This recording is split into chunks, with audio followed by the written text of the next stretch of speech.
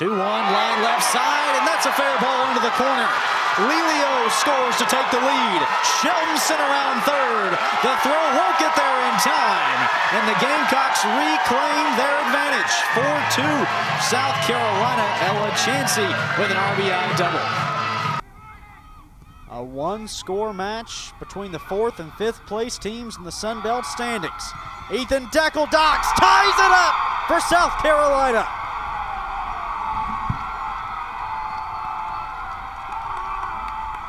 The Sun Belt Offensive Player of the Week strikes once more. His 4th score of the season is tonight's equalizer. Dennis has time, looking to the end zone, caught. Caden High climbs the ladder for his first touchdown of the season. Yates into the block, and Presbyterian punches their ticket to the postseason. A 17-15 fifth set winner. With a win tonight, Presbyterian will be the 4th and final team in next week's Big South Conference Tournament.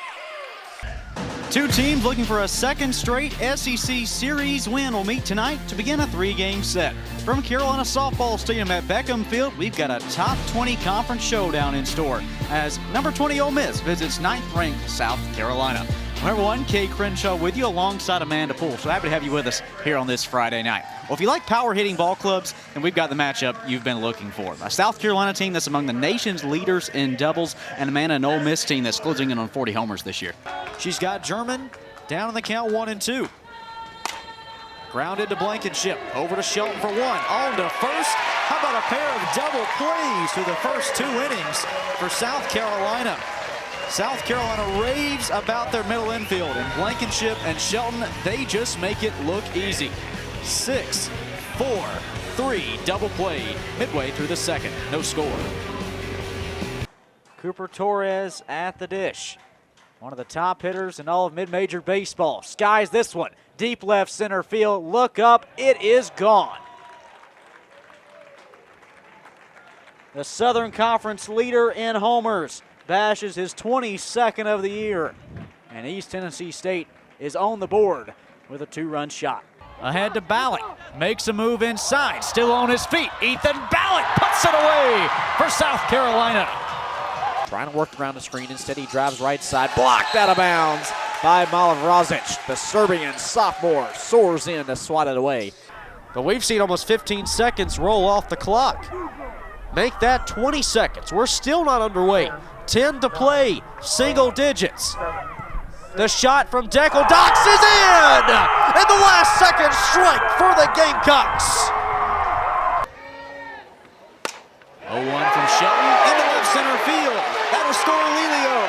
Shelton into second. She stops there with an RBI double. South Carolina in front, 4-0. Noah Hall looks for his 3rd strikeout in the frame.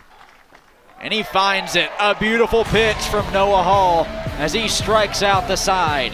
South Carolina leads 7-2 as it's time to stretch here in Columbia. And with 8 seconds to go, Ryan Jack dives on it and makes the stop.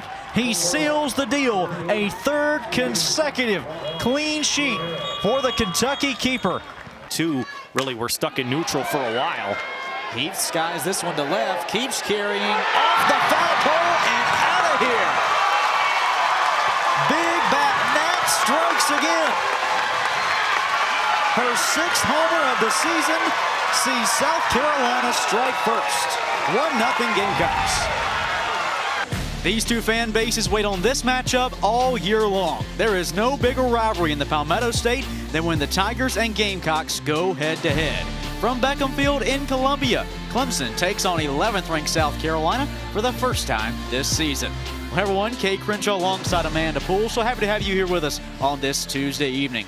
Well, tonight we've got a pair of teams that are both coming off of series wins. Not to mention they also both rank among the nation's leaders in extra base hits this year. But Amanda, best of all, is 2 teams that both want bragging rights in this rivalry. The rally towels are waving. Sandstorm is playing as South Carolina and Clemson head to the bottom of the first inning. The Tigers went down in order to begin today's ball game, and that sends Reese Basinger into the circle for the Tigers. An experienced arm that they brought in through the transfer portal from Winthrop, and a player, Amanda, that over a career has close to 700 innings and north of 600 strikeouts. Certainly going to be tough to tame from the Gamecocks tonight. Yeah, Clemson head coach John Rittman saying we used to match up against her in those midweek games, because then when she got into the transfer portal, we're like, we're going to pick her up, knowing that experience they can really lean on, especially in a Clemson team that lost a lot of veterans this past year. Speaking of transfer portal additions, one leads off the frame for South Carolina, and Quincy Lelio, redshirt junior coming over from Oklahoma. Now she sees the count even at 1 apiece. She is perfectly the leadoff hitter that you would want, Amanda. Look at those numbers. Really, it's just that tone setter at the top of the South Carolina order. 1-1 line left side, up and off the glove of Collins. Lelio will reach on a leadoff base hit. Just the way that ball hits the ground and pops up. Difficult to time it for Collins here, but great job by Lelio. We just said this is what you want from your leadoff, to get on base. She does it at such a high clip. And there she goes, getting on thanks to an error from Clemson. She has the 8th most hits in the SEC, and she adds one there. Puts one aboard for Carly Shelton, South Carolina's sophomore second baseman. Takes a pitch high for ball 1. Temperature conditions this afternoon, it's awfully nice here in Columbia. Slight breeze rolling in from center field, really towards the third baseline, as Basinger's 1-0's off the plate. 76 degrees, almost feels like summer starting to arrive. I think Clemson's happy to be here. They were up in New York on a little road trip the past couple series, so happy to be back in some warm weather. 2-0 pitch off the plate, ball 3. Yeah, they were on the road, took on Fordham and a weekend series at Syracuse. And that was a weekend series, Amanda, where they actually had to delay the start of one of the games due to cold temperatures.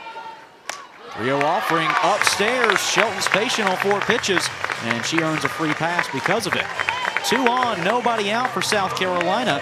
And Ariana Rhodey, the returning All-American for the Gamecocks. South Carolina missed her this past weekend against Texas Tech as she was recovering from a collision from the previous weekend.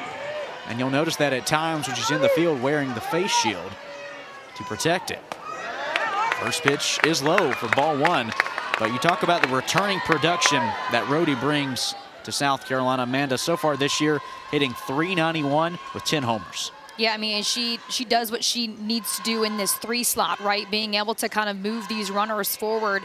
Number 3 in the nation in walks per game, so she's really patient in the box as well, a very smart player. Gamecocks happy to get her back. And also, you look at this lineup so far for South Carolina, they're getting everything they want out of their 1-2 and now 3 right now battling in the box. A Gamecock squad that's hitting .336 as a team. I mentioned Rhodey's 10 homers. The rest of the team has added 17 to that total. 1-0 pitch. She fouls it off the plate and might have caught a piece of her too. She gives a thumbs up though over towards the dugout. That was the one thing the Gamecock coaches didn't want to see, is just as they get her back, she might have hurt herself again. Maybe she doesn't need just a face mask. Maybe we need to put some padding elsewhere. But like when you're switching from the training reels to the bike for the first time, you've got helmet on, elbow pads, knee pads, need a shin guard down there. Runners at first and second. 1-1 to Rhodey's inside, ball 2. A Cranston, Rhode Island native. She was SEC Player of the Week back at the beginning of the month and has just been on a tear all year long. Hit high in the air, deep center field, up and out of here. Welcome back, Ariana Rhodey. Her 11th homer of the season is a 3-run blast that gives South Carolina the early lead. South Carolina is getting exactly what they want out of their top 3 in that lineup. The big power coming from Rhodey, and like you said, Cade, welcome back to Beckham for Rhodey. I think that's a big thing for her confidence too. When you're out for a series, you're battling through an injury like that, just to be able to see that ball soar South Carolina taking the lead.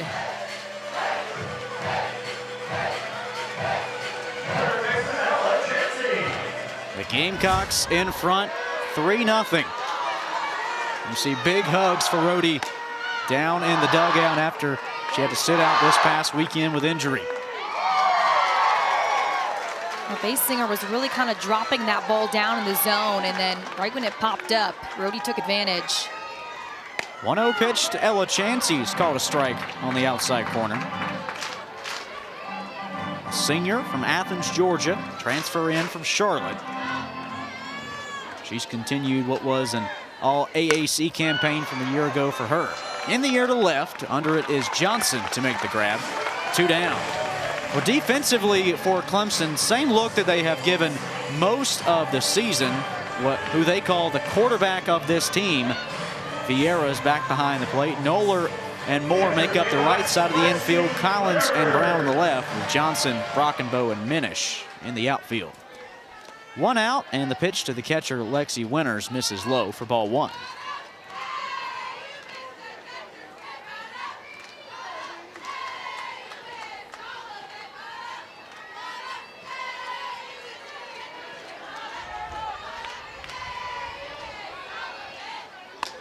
Up and in, ball 2. Winters, she's no stranger to this rivalry. Grew up here in the Palmetto State, just down the road in Lexington. That's about a 20-minute drive from the South Carolina campus. Came here to camps as a child. The 2-0 nearly hits her. Ball 3. In fact, growing up, she has pictures from attending South Carolina games with the mascot Cocky. So this was a school she always dreamed about attending and playing at. It didn't work out initially in the recruiting process, but thanks to that transfer portal, she was able to find her way back home. I don't know if you've ever been to Lexington High School, the home of a lot of really great Gamecock softball players, but they take it really seriously out there in that Wildcat Nation. They breed some elite softball players. 3-1, Winters in the air to right. Minish is there for the second out of the inning.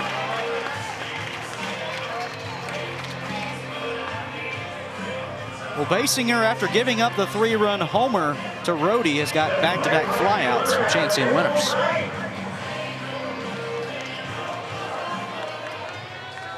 Brings up the lefty bat and Abigail Knight. A 6th-year player tonight in her 208th career game. She's been productive in those. Over 175 career hits, including 29 this year, her first in Columbia. 1-0, softly hit to center. It falls at the feet of Brockenbow. 3rd hit of the frame for South Carolina as the Gamecocks lead at 3-0. Knight just catching this pitch on the end of the barrel. Kind of softens the blow, so it drops right in that open area in center field, gets her on. And that brings up one of the hottest hitters from the weekend for the Gamecocks and their DP, Natalie Heath. A 2-out pitch is called a strike on the inside corner.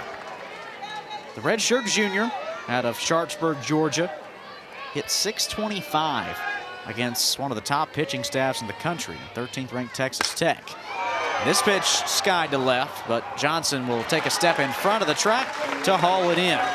Well, South Carolina strikes first here in the bottom of the 1st.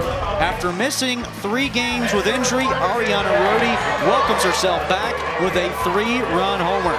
The Gamecocks have the early lead over the Tigers in the first meeting of the season between these two Palmetto State rivals.